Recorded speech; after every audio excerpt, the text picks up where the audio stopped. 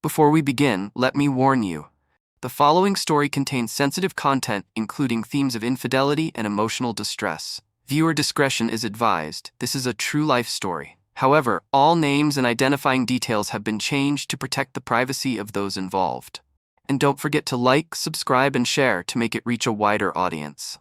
And let's begin. They say marriage is built on trust. But what happens when the one person you trusted the most turns around and stabs you in the back? My name is Michael J. Hill, and for the past 8 years, I thought I had a strong marriage with my wife, Patricia. We had built a life together, raised 2 beautiful kids, and gone through all the ups and downs that come with marriage. But nothing, and I mean nothing, could have prepared me for the betrayal I uncovered just 2 weeks ago. The worst part? She didn't even deny it. Instead, she turned it around on me, blaming me for her affair. Let me take you back to where it all began. Patricia and I met in our mid-20s. She was everything I wanted in a partner. Intelligent, funny, kind. We built a life together, had 2 kids, and like any couple, we had our fair share of struggles. Money was tight at times, stress piled up, and life wasn't always easy. But I thought we had something real, something strong enough to withstand anything. But now, looking back, I see all the signs I ignored. The late-night phone calls she dismissed as just work, the random mood swings and distant looks, the way she started dressing up a little more than usual. I chalked it all up to stress, routine changes, life. I never thought, not even for a second, that she was hiding something. Until the 20-year high school reunion. Patricia had been excited about her high school reunion for weeks. I remember the way her face lit up when she got the invitation. "It'll be fun to see everyone again," she said, practically giddy. I didn't think much of it. After all, it was just a reunion. Old friends catching up, sharing memories. I even encouraged her to go, thinking she deserved a fun night out. The night of the reunion, she was dressed to impress. A little more effort in her makeup, a dress that hugged her curves just right. I noticed, but I didn't question it. Maybe she just wanted to look her best. God, how blind was I? She came back late that night, way later than she said she would. She smelled like a mix of expensive perfume and something else, something unfamiliar. I asked her how it went. "Oh, it was great, so fun catching up with everyone," she said. Her words were fine, but her eyes, they told a different story. The days after the reunion, Patricia started acting different. She was on her phone more, smiling at her screen like a teenage girl with a crush. She started dressing up even when she wasn't going anywhere special. And most noticeably, she was mentally checked out when she was home. I'd ask her questions and she'd barely hear me. Oh, sorry? What did you say?" At night, she turned away from me in bed more often. The intimacy between us, both physically and emotionally, started fading. I felt it in my gut. Something was wrong.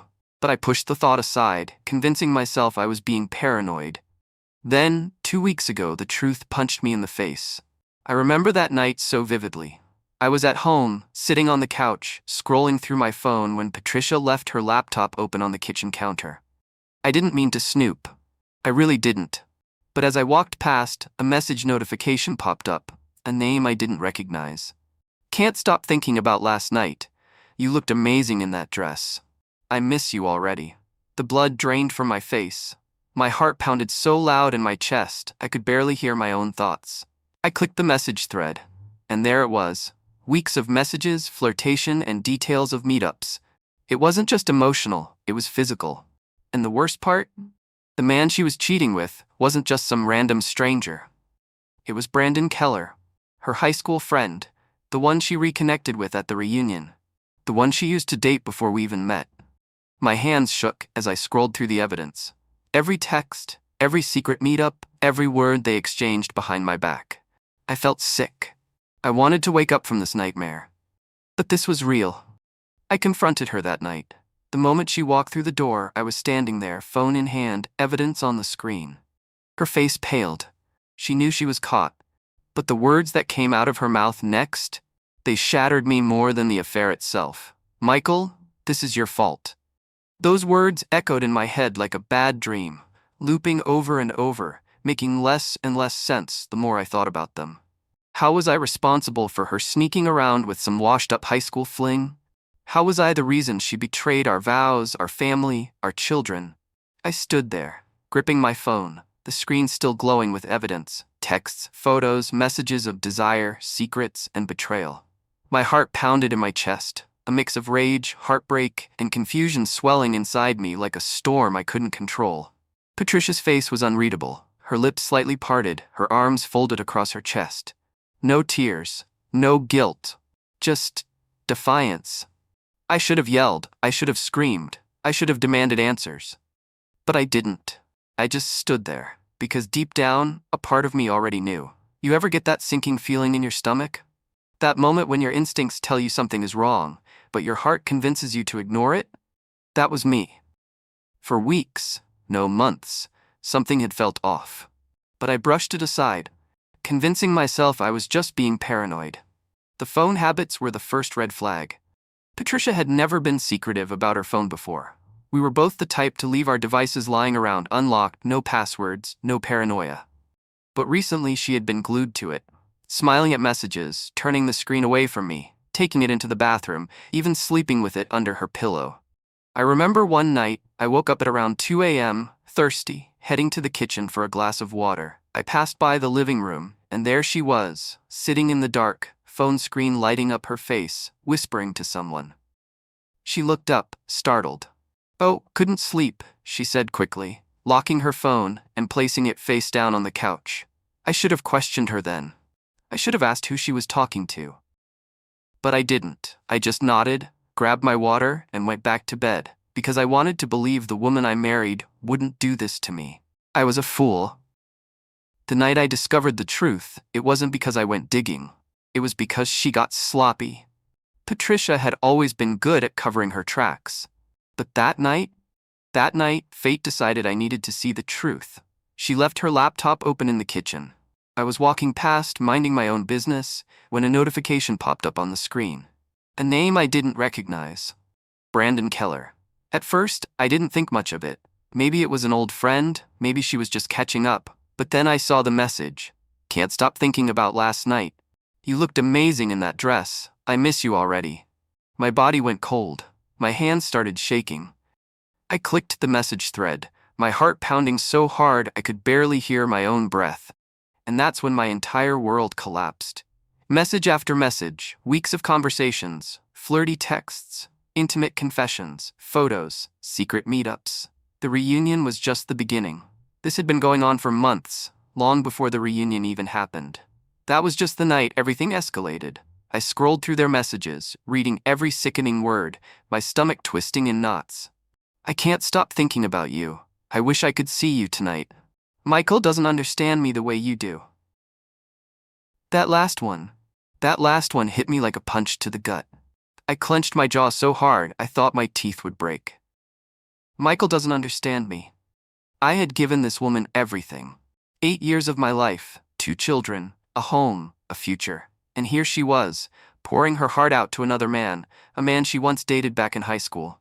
I could barely breathe. As I read through their messages, I started piecing together the timeline. The reunion wasn't where it started. No, it started long before that. They had been talking for months, reconnecting over Facebook, rekindling their past romance in secret. At first, it was innocent, or at least that's how she justified it in her messages. "It's just nice to talk to someone from back then. Someone who remembers who I used to be." But then it turned into flirting. And flirting turned into sexting. And sexting turned into, "Let's meet up at the reunion." That night, while I was home with our kids, while I was waiting for her to return, thinking she was reminiscing with old classmates, she was sneaking away with him. One message confirmed it all. "Last night was incredible. I've missed being in your arms." I felt like throwing up. She hadn't just cheated on me. She had fallen for him all over again. I stood in the kitchen, gripping my phone, rereading the messages, feeling my entire life unravel in front of me. I heard the garage door open. She was home. Patricia walked in, setting her purse down, oblivious to the storm waiting for her. I turned to face her, my face pale, my hands shaking, my heart pounding so hard I thought I'd pass out. And then, I showed her the screen. The color drained from her face, her lips parted but no words came out. She knew. She knew she was caught. There was no denying it, No excuse that could erase those messages, no lie that could rewrite what I had just read. I expected tears, I expected apologies, I expected some kind of remorse, but instead, she gave me the one response that shattered me more than anything else. The room felt smaller. The air was thick, suffocating, like I was drowning in my own house. Patricia stood there, frozen, staring at my phone screen, the evidence of her affair lit up in front of her. She didn't snatch the phone away. She didn't deny it. She just stood there, silent, cold, calculating. I waited for her to say something, anything, but nothing came. I felt my pulse pounding in my ears, the weight of her betrayal pressing down on me like a ton of bricks. Say something, Patricia. Still nothing. I took a step closer, my voice shaking with anger and disbelief. I know everything, every text, every lie, every single time you've been with him behind my back. Her lips parted slightly as if she wanted to respond, but she didn't, and that's when I lost it. Do you have any idea what you've done? Do you even care? Her eyes flickered, just for a second, but not with guilt, not even fear. It was something else, something I didn't expect. Annoyance. She sighed, crossed her arms, and finally spoke. Michael, you're overreacting. I felt like I had been punched in the gut. Overreacting? Overreacting. I had proof. There was no way out of this. But instead of falling apart, instead of begging for forgiveness like any normal person caught in an affair, she rolled her eyes. You weren't supposed to see that, she muttered under her breath. That was it. That was her concern. Not that she had destroyed our marriage. Not that she had betrayed our family. Not that she had shattered me into a million pieces. No. Her problem was that she got caught. I felt something inside me snap. So, that's it? That's all you have to say? You weren't supposed to get caught? She finally looked at me, really looked at me, and then, just like that, she went from annoyed to smug. Michael, this is your fault. I blinked. My fault? My fault. I almost laughed at the sheer audacity of it. You're actually standing here telling me that your affair is my fault, I shouted, my voice raw with disbelief. She tilted her head, sighing dramatically like she was explaining something to a child. Michael, do you even hear yourself? You've been so distant, so uninvolved. I needed more. I needed someone who could actually be there for me. My hands clenched into fists. Are you serious right now? I work my ass off for this family. I come home every night. I take care of the kids. I make sure we have a roof over our heads. How the hell does that make me the bad guy? She shook her head, looking almost bored. You don't get it. It wasn't about money or work. It was about feeling loved. Brandon made me feel like I was special again, like I mattered. My vision blurred for a second. My chest felt tight. This wasn't just cheating. This was rewriting history. This was erasing everything we had built together and replacing it with some fairy tale version of reality where she was the victim. So what? You just decided to throw everything away? Over what? Some nostalgic fantasy about your high school boyfriend? She scoffed. Don't be ridiculous. It wasn't just that. He understands me, Michael. He listens. You just exist. But him? He makes me feel alive. Alive. I wanted to scream. So you felt alive while sneaking around behind my back? While lying to my face? While making me think I was crazy for suspecting something? Her silence told me everything. She wasn't sorry. Not one bit. And that's when I realized something. Where the hell was Brandon Keller in all of this? The man who had helped destroy my marriage. The man who had chased after a married woman. Where was he? While I was standing in my kitchen, bleeding out emotionally, watching my wife of 8 years shrug off her betrayal like it was nothing, he was nowhere to be found, hiding like a coward. Does his wife know? I asked, my voice suddenly calm. That finally got a reaction out of Patricia. Her eyes widened for the first time. Michael, don't. Oh, so now you care about consequences? I spat. I grabbed my phone and scrolled through their messages, looking for anything that would tell me who this Brandon Keller really was. I wanted to find his wife. I wanted her to know. Because if I was going to burn in this hell, I wasn't going to do it alone. Michael, please, just leave it alone. Her voice had changed now, no longer smug, no longer dismissive. Now, she was nervous. Now, she realized I had the power to destroy her fantasy world. And for the first time in that entire conversation, I saw fear in her eyes. I don't remember going to bed that night. I don't remember sleeping. I just remember sitting there, Long after Patricia had stormed off, staring at my phone, scrolling through the messages over and over, like somehow if I read them enough times, they'd change. Like I'd wake up and realize this was just some horrible nightmare. But it wasn't. This was my life now. And the woman I had spent 8 years building a family with, she was gone. Not physically, no, she was still down the hall, in our bed, in our home, but emotionally, mentally, she had left long before I ever caught her. And I felt completely lost. They say grief comes in stages, right? Denial, anger, bargaining, depression, acceptance. I went through all of them in one night. The anger came first, blinding, burning, overwhelming. I wanted to break something, smash a plate, punch a hole in the wall, anything to release the rage that was eating me alive. How dare she do this to me? How dare she throw everything away? How dare she blame me for her choices? But anger only lasts so long before it burns out. And that's when the sadness settled in. The kind that wraps itself around your chest like a vice, crushing the air out of your lungs. I sat there, staring at nothing, feeling numb, because this wasn't just about her and Brandon Keller. This was about our family, our kids, our life. I had always thought betrayal would feel like a knife to the heart, sharp, sudden, brutal. But it wasn't like that at all. It was slow, suffocating, like drowning in quicksand and realizing no one is coming to pull you out. That was the part that hurt the most. Our kids. 2 innocent lives. They had no idea what was happening. No idea that, by the time they woke up the next morning, their family would never be the same. And that's when the panic hit me. How do I tell them? Do I tell them? What do I say? I didn't want to be the father who sat his kids down and said, "Mommy cheated, and now everything is ruined."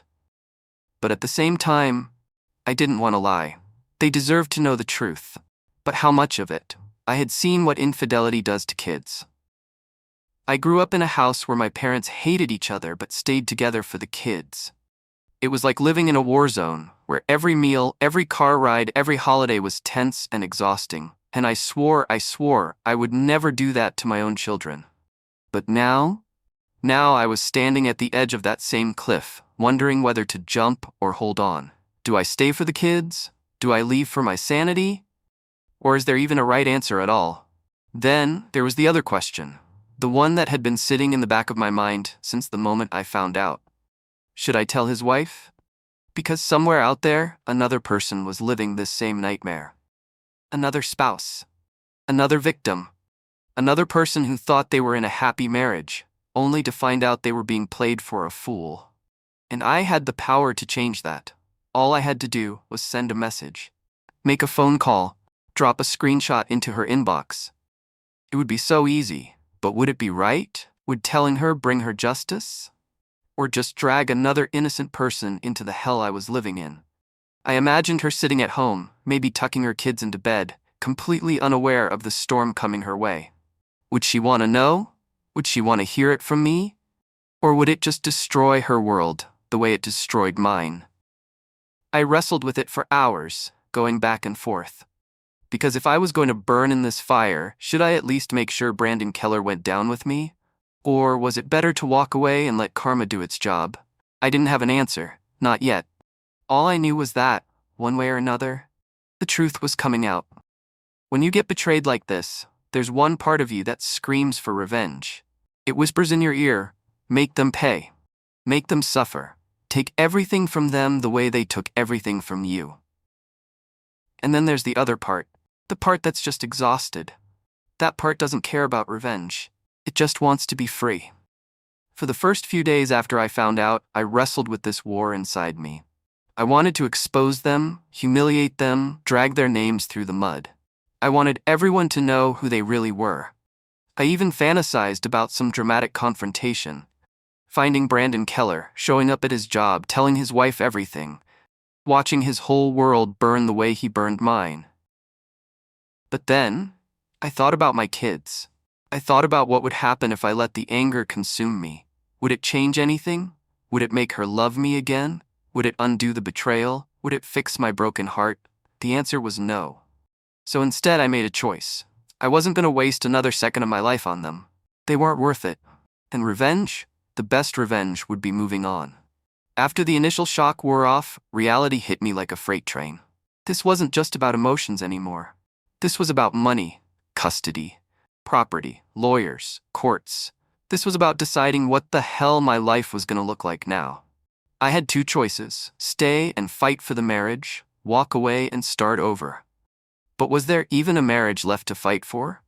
Even if Patricia begged me to stay, even if she swore up and down that she'd change, that she'd never do it again, could I ever trust her again? Could I ever look at her without seeing him? The answer was no. So I started planning my exit. If there's one thing I learned, it's this: the moment you find out about an affair, get a lawyer. Immediately. It doesn't matter if you're unsure about divorce.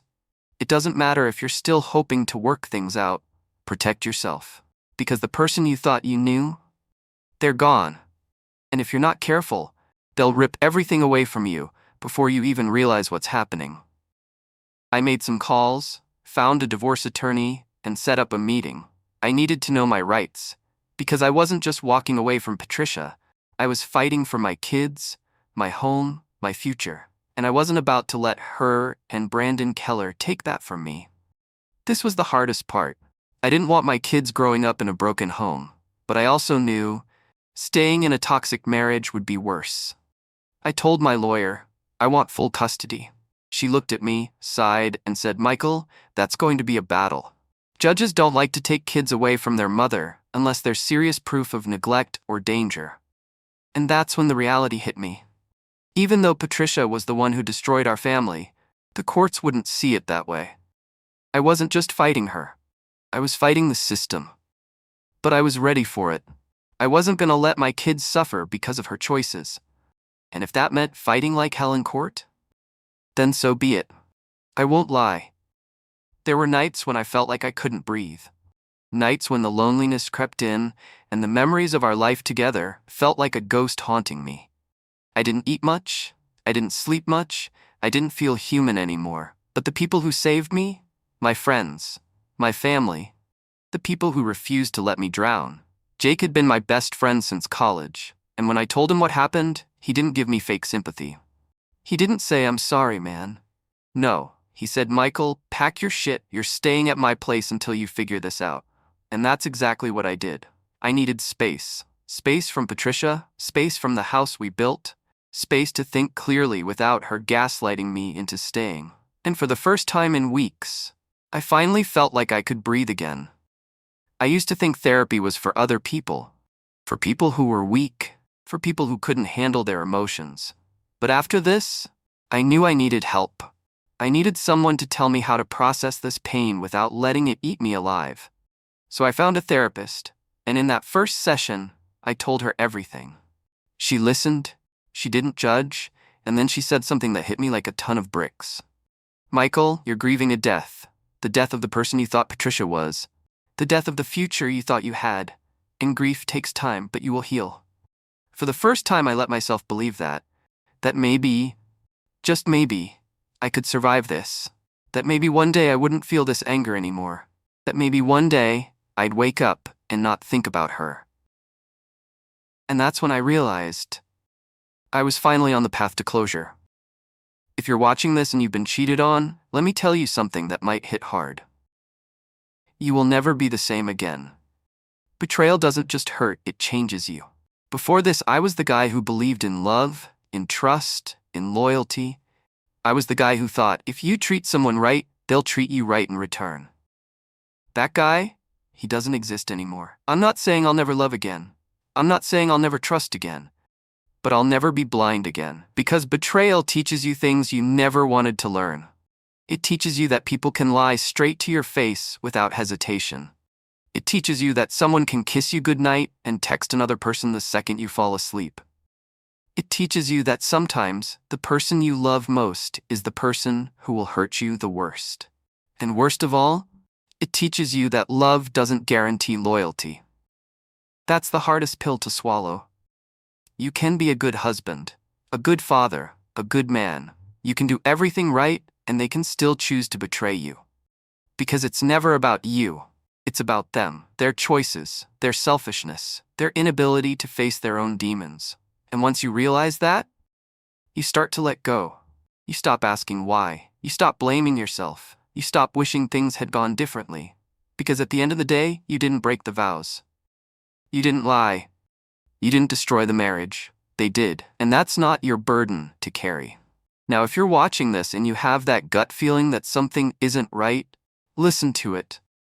Because here's the truth. If you feel like something is off, it probably is. I ignored the signs. I convinced myself I was being paranoid. I told myself she would never do that to me. I let love blind me. And that was my biggest mistake. So here's what I wish someone had told me before it was too late. Pay attention to the red flags. If they're suddenly protective of their phone, be suspicious. If their schedule changes out of nowhere, ask questions. If they start dressing up more but not for you, don't ignore it. If they emotionally check out of the relationship, don't let it slide. Don't ignore your instincts. Your gut knows when something is wrong. If you feel uneasy, start paying attention. Gather proof before you confront. This isn't about playing detective. This is about protecting yourself. If you confront them too soon, they'll just deny, lie, and cover their tracks better. Get your facts straight, because once you catch them in a lie, they can't gaslight you out of it. Prepare for the worst. Hope for the best, but prepare for the truth. If they're cheating, don't expect them to admit it right away. Expect denial, excuses, and manipulation. Have an exit plan. Don't let emotion keep you trapped. Know your legal rights. Protect your finances. If you have kids, figure out your next steps before confronting them.